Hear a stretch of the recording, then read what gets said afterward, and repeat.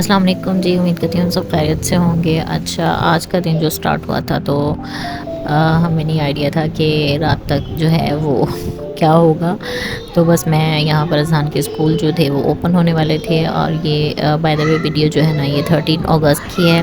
और मैंने सोचा कि उसके लिए ना फ्रोज़न क्या परचेज़ करना, तो मैं ख़ुद घर में ना रोल बना लेती हूँ। मुझे अच्छे लगते हैं मेरे हाथ के बने हुए रोल, वो शौक़ से खा लेते हैं ना लंच के लिए। तो बस फिर मैंने रोल का मिक्सर बनाया और आज हमारे डॉक्टर के पास अपॉइंटमेंट थी बेटी के में, तो बस वहाँ पर जाना था वीकली चेकअप के लिए। लास्ट मंथ चल रहा था और यहाँ पर हम आए तो बस फिर हमें तो डॉक्टर ने कुछ न्यू ही बात बता दी। मुझे डॉक्टर ने डेट दी हुई थी 22 अगस्त या 20 अगस्त सी सेक्शन की, और अब यहाँ पर डॉक्टर ने बोल दिया कि आज ही एडमिट हो जाएं। तो बस फिर अफरा तफरी में हम वापस आए और सब सामान वगैरह समेटा और बच्चों को उनकी ताई अम्मी के घर यानी मेरी सिस्टर के घर छोड़ा और हम दोबारा से हॉस्पिटल आ गए रात के 12:30 बजे। और नेक्स्ट मॉर्निंग 14 अगस्त को सी सेक्शन का बोला हुआ था कि 12:30 से 1:30 PM किसी भी टाइम हम ले जाएंगे ना। और बस फिर ये बेबी बैग जो था ना ये 11 अगस्त को ही अभी मैंने रेडी किया था, तो मैंने शुक्र किया कि मैंने रेडी कर लिया था, वरना भी मैं थोड़ी सुस्ती दिखा रही थी।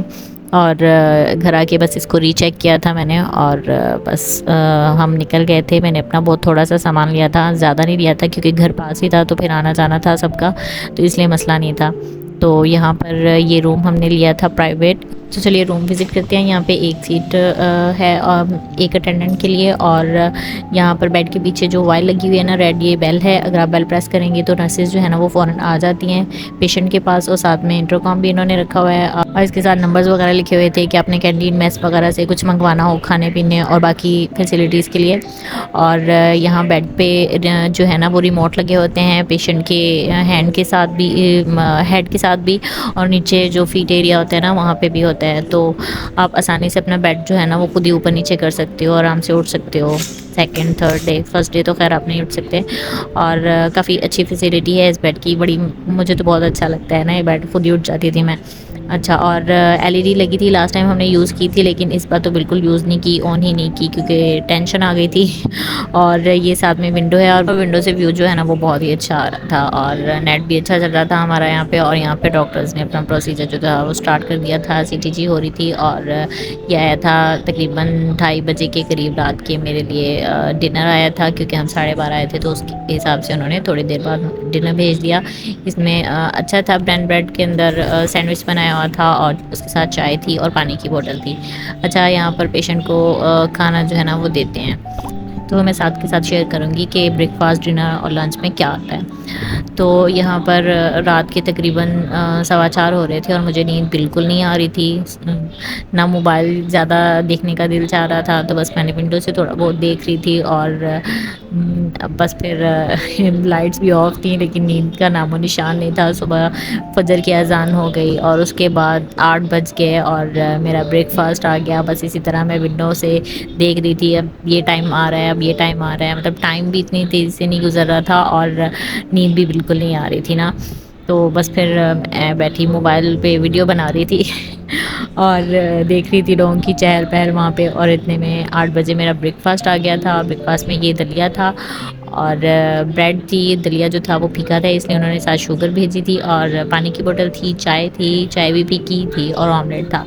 और बस फिर मैंने ब्रेकफास्ट किया और 11 बजे ये केक आया था, क्योंकि इंडिपेंडेंस डे था तो उसके लिए ये केक आया था, लेकिन ये मैंने बिल्कुल नहीं खाया था, मेरे हस्बैंड ने खाया था क्योंकि शुगर का थोड़ा प्रॉब्लम हो रहा था। तो मैं मीठा जो था ना वो बिल्कुल अवॉइड कर रही थी अभी इस टाइम पे ना, बिल्कुल कट ऑफ थी मीठे से, हालांकि मैं मीठे की बहुत ज़्यादा शौकीन हूँ। और तकरीबन 1:30 के करीब मुझे ले गए थे, और जब मैं वापस आई तो पता चला कि बेबी जो है वो अभी तक नहीं आया, उसे नर्सिंग में रखा हुआ है।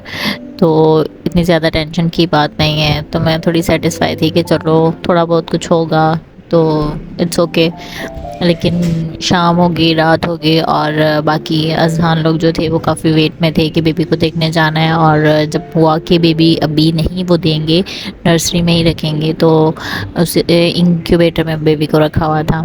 तो फिर सब आ गए मिलने के लिए, और बस फिर इंतज़ार तो इंतज़ार ही रह गया काफ़ी दिन तक। तो बस फिर उस रात मुझे बिल्कुल भी नींद नहीं आई।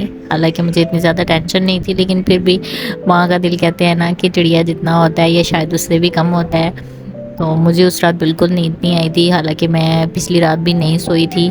जैसे ही मैं आँख बंद करती थी 5 मिनट 6 मिनट में फ़ौरन मेरी आँख खुलती थी और मैं दुआ करने लग जाती थी कि मैं भी बिल्कुल ठीक हूँ, उसे कोई मसला ना हो और बस वो कल हमें मिल जाए। और बस इसी दुआ में ना तकरीबन सारी रात गुज़री। और सुबह जब मैं उठी हूँ तो मेरी तबीयत काफ़ी अपसेट थी और डॉक्टर्स कह रही थी चलो और ये तो वो। और चल तो मैं पड़ी, वॉक शॉक की मैंने, लेकिन वैसे मेरी तबीयत काफ़ी ख़राब थी, सही नहीं थी और मैं अच्छा फ़ील नहीं कर रही थी। और ऊपर से फिर मुझे जो हॉस्पिटल की डाइट थी वो भी सूट नहीं कर रही थी, तो उस वजह से भी थोड़ा सा मसला हुआ। फिर खैर घर से मैंने एक रात कहवा मंगवाया और उसके अलावा जिस दिन डिस्चार्ज हुई है थर्ड डे उस दिन मैंने चाय मंगवाई, दालचीनी इलायची वाली, सौंफ वाली। तो खैर उससे भी काफ़ी तबीयत मेरी ना ठीक हो गई। और यहाँ पर बच्चे जो थे ना वो आ रहे थे प्रेजेंट लेके, फ्लावर्स वगैरह। और यहाँ पर सब रूम में आ चुके थे और बेबी को ना देख के थोड़ा सा हुए थे सैड, लेकिन ये कि चलो उनको था मामा से मिल लेंगे। और ये जो शहीद साहब हैं ये सोफे पे आराम से लेट गए थे और मोबाइल एंजॉय कर रहे थे। और अजहान जो था उसने स्पेशली मम्मा के लिए गिफ्ट लिया हुआ था और गिफ्ट अप लेके आया हुआ था और उसको था कि बस मम्मा को जल्दी से गिफ्ट दे देना। और गिफ्ट के टाइम मैं सोच रही थी कि चलो अज़हान मतलब इतना बड़ा हो गया है कि वो इस तरह की थिंकिंग रखता है कि कोई इवेंट आ रहा हो, कुछ न्यू इस तरह का कुछ हो तो फिर गिफ्ट भी देते हैं। और बेबी जो था वो तकरीबन 7 डे हमारे पास आया और हम काफ़ी डर गए थे। जो डॉक्टर ने सिचुएशन आके फुल खोल के बताई तो बस मेरे तो आंसू निकल आए और इतनी दुआएं की कि अल्हम्दुलिल्लाह अल्हम्दुलिल्लाह वो बिल्कुल ठीक है। इसलिए मैंने उसकी कोई वीडियो कोई पिक जो है ना वो अपलोड नहीं की। और बस आप दुआ करिएगा कि अल्लाह ताला उसे सेहत व तंदरुस्ती और लंबी ज़िंदगी अता करे। और ये सेकंड डे का डिनर और लंच ब्रेकफास्ट था। बस फिर मैंने बहुत कम खाया था क्योंकि सूट नहीं किया था। और बस फिर थर्ड डे जो था वो अल्लाह अल्लाह करके हमें डिस्चार्ज मिल गया। और बस फिर हम घर को आ गए और बेबी अभी हॉस्पिटल में था और मुझे काफ़ी टेंशन हो रही थी कि मतलब अच्छा नहीं लग रहा था, मैं घर जा रही हूँ और वो हॉस्पिटल में, और मेरी ख़ुद की तबीयत भी काफ़ी ख़राब थी। तो बस फिर मैं घर आ गई और घर आके काफ़ी तबीयत बेटर हुई, दुआ की, तस्बीहात की उसके लिए और अल्हम्दुलिल्लाह वो जल्दी मेरे पास आ गया। तो बहुत शुक्र अदा किया कि इतने सारे एहसानों के साथ उसने एक और एहसान मेरे पे कर दिया। अल्लाह ताला का बहुत बहुत शुक्र अदा। और बस हर रोज़ देख देख के भी शुक्र अदा करती हूँ कि अल्हम्दुलिल्लाह वो ठीक है, सलामत है और मेरे पास है। इन सब बातों में ये बताना तो भूल गई कि अल्लाह ताला ने मुझे बेबी बॉय से ब्लेस किया है। इंशाल्लाह बेबी बैग की पैकिंग, शॉपिंग और इस तरह की सब चीज़ें मैं नेक्स्ट व्लॉग में अपलोड करूँगी, तो ज़रूर देखिएगा और मेरे चैनल को सब्सक्राइब कीजिएगा और मेरी बेबी के लिए दुआ कीजिएगा। तब तक के लिए अल्लाह हाफ़िज़।